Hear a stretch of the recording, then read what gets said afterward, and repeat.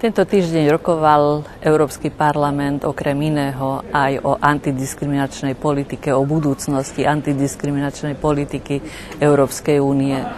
Je to totiž evidentné, že medzi tým, čo zaručuje Ústava Európskej únie a medzi tým, čo upravuje európska legislatíva, zatiaľ je určitý rozdiel. Nebyť diskriminovaný je jednou zo základných hodnôt Európskej únie.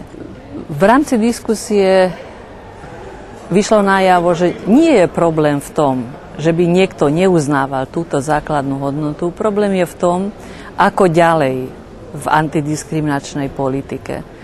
Ako spravodajkyňa Európskej ľudovej strany musím povedať, že sme mali veľmi ťažkú úlohu nájsť nejaký súlad medzi rôznymi predstavami, kým jedna strana parlamentu, najmä socialistická strana a liberáli, boli za horizontálnu direktívu, ktorá by pokryla všetky chránené skupiny.